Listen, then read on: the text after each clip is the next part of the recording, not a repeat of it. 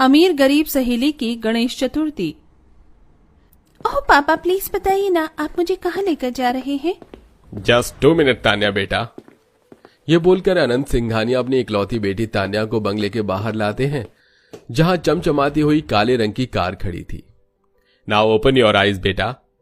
जैसे ही तान्या अपने मनपसंद की कार देखती है तो खुशी से उसकी आंखें चमक उठती हैं। OMG, पापा ये तो वही कार है जिसकी डिमांड तुमने मुझसे पहले 2 दिन पहले की थी। मैंने तो उसी दिन उसकी बुकिंग दे दी थी, लेकिन सोचा तुम्हारे बर्थडे पर सरप्राइज दूं। Happy birthday my angel. Thank you so much पापा। आज तो मैं इसी कार में बैठकर कॉलेज जाऊंगी and I am very excited. Tanya अपने करोड़पति माँ बाप की इकलौती बेटी थी, जो कि बहुत ही नाजो प्यार में पली बड़ी थी। उसकी जरूरत के लिए हरदम नौकर चाकर उसकी खिदमत में लगे रहते थे। तान्या की एक सहेली थी जो कि शीतल थी। शीतल के दिल में तान्या के प्रति उसकी दोस्ती की जगह बहुत गहरी थी, लेकिन उनकी दोस्ती के बीच की एक सच्चाई ये भी थी कि वो गरीब रिक्शा चलाने वाले राधेश्याम की बेटी थी, जो कि एक कच्चे पुराने टूटे फूटे मकान में टाइम काट रहे थे। शीतल, तुझसे लकड़ी नहीं सुलग रही तो मुझे बता दे बिटिया, क्या बनाना है मैं बना देती हूँ। धुएं में देख कैसे आंख लाल लाल कर ली है। 1 घंटे से चूल्हा जला रखा है। बताएगी भी क्या बना रही है? माँ, मैं हलवा बना रही हूँ। आज तान्या का जन्मदिन है ना, तो बस उसका मुंह मीठा करवाऊंगी। बाबा जरा चक्कर बताना, मीठा ठीक है? हाँ लाडो, बहुत अच्छा बनाया है हलवा। अपनी गरीब बेटी के चेहरे पर खुशी देखकर केसरी को दिल ही दिल में चिंता सता रही थी। क्या बात है शीतल की माँ, क्या सोच रही हो? शीतल के बाबूजी, आप तो भली तरह जानते हैं कि हमारी शीतल की सहेली कितनी अमीर घर की बेटी है। इन अमीर लोगों को किसी गरीब के जज्बातों की जरा भी नहीं पड़ी होती है, लेकिन मेरी बिटिया के लिए उसकी दोस्ती बहुत ही अलग है। डरती हूँ कि जिस दिन ये दोस्ती टूटेगी, मेरी बिटिया का फूल सा नाजुक दिल भी टूट जाएगा।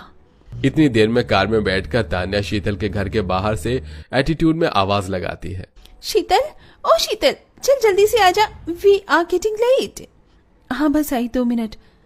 ये हलवा टिफिन में रख लेती हूँ, रास्ते में उसे खिला दूंगी।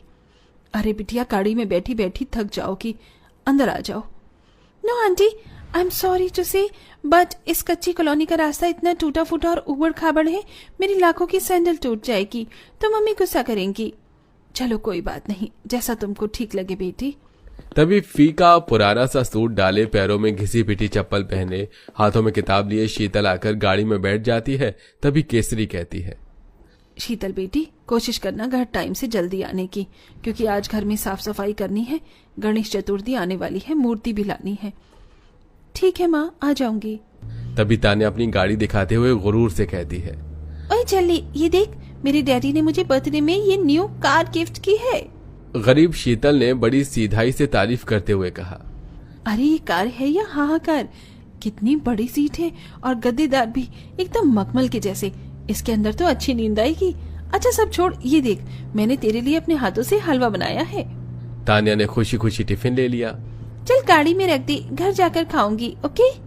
कॉलेज का लेक्चर खत्म होने के बाद तान्या शीतल को अपने घर ले आती है। शीतल तान्या की माँ मालिनी के खड़ूस बर्ताव को बखूबी जानती थी, इसीलिए वो उसके घर आने से झिझकती थी। तान्या रहने देना यार, मैं फिर किसी दिन आ जाऊंगी। तुझे पता है ना, मुझको आंटी से डर लगता है। अरे तो चलना यार, तो मेरी मम्मी से ऐसे डरती है जैसे वो तुझे खा जाएंगी। मॉम देखो कौन आया है, शीतल। शीतल को देखते ही मालिनी सड़ा सा मुंह बना लेती है। ये गरीब लड़की तो मेरी बेटी से च्युइंगम की तरह चिपक गई है। I hate this girl. नमस्ते मालिनी आंटी। ओह हेल, हमारे यहाँ हाई सोसाइटी में पैर नहीं छूते, हाय हेलो करते हैं। मालिनी का गुस्सैल बर्ताव देखकर सारे नौकर उसका मुंह देखने लगते हैं, जिससे वो भड़क कर सुनाने लगती है। तुम सब क्या देख रहे हो? कोई पिक्चर चल रही है? अपना अपना काम करो। कल गणेश चतुर्थी की स्थापना है, पूरा घर दूध की तरह चमकना चाहिए। एक एक फर्श, एक एक टाइल अच्छे से साफ करो। Understand? You better understand. Ramu काका, किसको कौन सा काम करना है समझा देना। जी मालिक, जी मालकिन। वैसे क्या नाम बताया तुमने? जी शीतल। हाँ व्हाटएवर। वैसे तो तुम्हारा बाप रिक्शा चलाता है, am I right? है ना? और तुम मेरी बेटी की लग्जरी कार में बैठकर कॉलेज जाती आती हो। तुम्हारी तो ऐश है, जिस कार को देखा भी नहीं होगा उसमें बैठकर मजे उड़ाती हो। मॉम प्लीज, ये क्या बातें लेकर बैठ गई आप? आई एम सॉरी शीतल। मालिनी शीतल की गरीबी की बहुत बेइज्जती करती है, जिससे उस बेचारी की आंखों में आंसू आ जाते हैं। तभी फोन पर बात करते हुए पिता अनंत, जो कि भले स्वभाव का व्यक्ति था, वो आ जाता है। जी हम आ रहे हैं मालिनी। गणेश चतुर्थी के लिए तुमने जिस मूर्ति का ऑर्डर दिया था वो रेडी है, लेने चलना है। Tanya, who is this pretty girl? पापा, ये मेरी सहेली शीतल है। जी नमस्ते अंकल जी। नमस्ते बेटा। तान्या, अपनी सहेली को भी कल गणेश स्थापना में इनवाइट कर लेना। जी डैडी। शीतल अपने घर आकर झोपड़ी की सफाई करती है।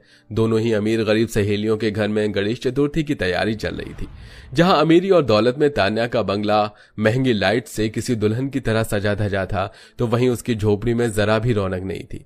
फिर भी गरीब शीतल के मन में बड़ा संतोष था। वो अपनी फूलों की बगिया में से लड़ियां पिरोकर अपनी झोपड़ी सजाती है। तभी रात के 9-10 बजे टूटा हुआ रिक्शा खींचता हुआ बूढ़ा पिता हताश मन से घर आता है। बाबा आ गए आप? बाबा, आप गणपति बप्पा की मूर्ति नहीं लाए? नहीं बिटिया, नहीं लाया। अजी, ये तुम्हारा रिक्शा कैसे टूट गया? पता नहीं किसका मुंह देखकर गया था। शीतल की माँ पूरे दिन में 1 रुपए की कमाई धमाई नहीं हुई, ऊपर से एक रईस ज्यादा रिक्शा को टक्कर मार गया। पता नहीं कल मूर्ति के बगैर स्थापना कैसे होगी। अपने गरीब माता पिता को परेशान देखकर गरीब शीतल उन्हें सब्र देते हुए बोलती है। माँ, पिताजी, आप दोनों परेशान मत होइए। मुझको मूर्ति बनानी आती है, मैं मिट्टी की मूर्ति बना दूंगी। सारी रात जागकर शीतल आंगन में बैठे हुए गणेश भगवान की मूर्ति बनाती रही, क्योंकि परिस्थिति ऐसी आन पड़ी थी कि 1 रुपया नहीं था। उसने मूर्ति को बहुत ही सुंदर सांचे में ढालकर उसमें फूलों से रंग बनाकर भर दिया। वहीं अमीर तान्या अपने चेहरे पर महंगा फेशियल, बालों में कलर लगाए हुए ड्रेस डिसाइड कर रही थी। उसके लिए गणेश चतुर्थी का मतलब श्रद्धा भक्ति से भरा हुआ नहीं था, केवल पार्टी का एक माहौल की तरह था। उफ, इतने सारे ड्रेस हैं मेरे पास, लेकिन समझ में नहीं आ रहा कल क्या पहनूं। तभी डोर बजाते हुए मालिनी ने कहा, तान्या, अंदर आ जाऊं बेटा? आओ ना मम्मी। अच्छा हो आप आ गई। कल के लिए ड्रेस सेलेक्ट करने में मेरी हेल्प कर दीजिए, कल शीतल की फैमिली भी आ रही है। यह सुनकर मालिनी ने अपनी बेटी को भड़काना शुरू कर दिया। तान्या बेटा, तुमने देखा था तुम्हारे डैडी ने तुम्हारी गरीब सहेली से कितने प्यार से बात की थी। तुम्हें मेरी बात का बुरा लगेगा, लेकिन ये गरीब लड़कियां बड़ी चालू होती हैं। कहीं ऐसा ना हो कि वो तुम्हारे पिता की बेटी बन जाए। Just remember, good night. अपनी माँ की बातों में आकर शीतल के लिए तान्या के अंदर जलन भर जाती है। अगले दिन शीतल और उसके गरीब माँ बाप घर में बप्पा की मूर्ति बिठाकर आटे के हलवे का भोग चढ़ाकर पूजा अर्चना करके तान्या के बंगले में गणेश चतुर्थी में आते हैं, जहां आलीशान तैयारी थी और मंदिर में गणेश भगवान के संगमरमर की मूर्ति लगी हुई थी, जिस पर सोने का हार चढ़ा हुआ था। 56 भोग से भरी हुई थालियां तैयार करके रखी हुई थी। जी नमस्ते भाई साहब। जी नमस्ते भाई साहब। तान्या बेटी, शीतल के माता पिता को और शीतल को ड्रेस दे दे, 2 गणेश चतुर्थी को जो थीम रखी है उस हिसाब से। जी पापा। तान्या अंदर ही अंदर अपने गरीब सहेली से जल भुन रही थी और उन्हें बड़े अपमान के साथ कपड़े देती है। ये ले, पहन ले इसे। वैसे इतने महंगे कपड़े तो तूने जिंदगी में कभी नहीं पहने होंगे ना शीतल। तुम गरीब लोग तो फुटपाथ वाले कपड़े पहनते हो। तान्या की यह बात शीतल के दिल में कांटे की तरह चुभ गई। उसकी आंख से आंसू झलक पड़े। सब पूजा में शामिल हो गए और एक एक करके पूजा अर्चना की, लेकिन एक पल के लिए तान्या ने शीतल और उसके गरीब माता पिता को आरती की थाली नहीं दी। तान्या, हमें भी बप्पा की आरती करनी है, आरती की थाली तो दे। देख नहीं रहा कितने बड़े बड़े लोग आए हैं तुझे।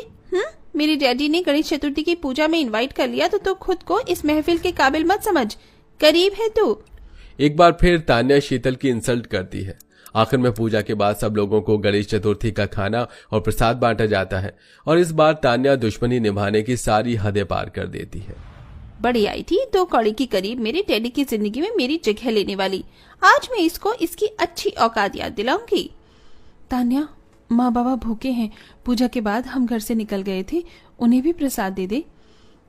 अरे बाबा, थोड़ा सब्र रख ले, दे रही हूँ। क्या भूखे नंगे की तरह हरकतें दिखा रही है। तान्या ने उसके माता पिता को नौकरों के संग में बिठा दिया। चल, ये सारे नौकर खा रहे हैं, तू भी यहीं बैठकर खा ले, बाहर जगह नहीं है, हाई फाई लोग बैठे हैं। इतने के बाद शीतल से और अपमान सहन नहीं हुआ, उसकी आंखों से झरझर आंसू गिरने लगे। बस कर तान्या, बस कर। मेरी गरीबी का और कितना मजाक उड़ाएगी। मेरी गरीबी का और मेरी माता पिता का अपमान करने के लिए हमको इस गणेश चतुर्थी की पूजा में बुलाया था तूने। बोल, अरे कुछ नहीं तो हमारी दोस्ती की ही कदर कर लेती। घर आए मेहमान को भगवान का दर्जा दिया जाता है, पर तूने तो हमें इंसान भी नहीं समझा। शीतल चल बेटी यहाँ से चल, ये अमीरों की महफिल हम गरीबों के लिए नहीं बनी। इतनी देर में तान्या के पिता अनंत वहां आ जाते हैं। उन्हें सारे मांजरे को भापते हुए देर नहीं लगती, क्योंकि वो अपनी पत्नी मालिनी के बर्ताव को जानते थे। तान्या बेटी, मैं तुम्हें बहुत समझदार समझता था। आज तक मैंने तुम्हारी हर एक ख्वाहिश को पूरा किया, लेकिन मैं ये नहीं जानता था कि तुम किसी गरीब का इस तरह से अपमान करोगी। इससे पहले कि देर हो जाए और तुम अपने हीरे जैसे दोस्त को खो दो, जाओ शीतल को रोक लो। तुमने उसका उसके माता पिता का बहुत अपमान किया है। अपने पिता के समझाने पर तान्या को अपनी करनी पर पछतावा होता है और वो शीतल के माता पिता के पैरों में गिरकर माफी मांगती है। अंकल आंटी प्लीज मुझे माफ कर दीजिए, प्लीज शीतल मुझसे दोस्ती तोड़कर मत जाओ। शीतल से तान्या के आंसू नहीं देखे जाते, वो उसे गले से लगा लेती है और इस तरह दोनों सहेलियों की गणेश चतुर्थी का अंत खुशियों भरा होता है। तो दोस्तों, आपको हमारी इस अमीर गरीब सहेली की स्टोरी से क्या सीख मिलती है? क्या हमें अपने सच्चे दोस्त से ज्यादा अमीरी को इंपॉर्टेंस देनी चाहिए? हमें कमेंट करके जरूर बताएं।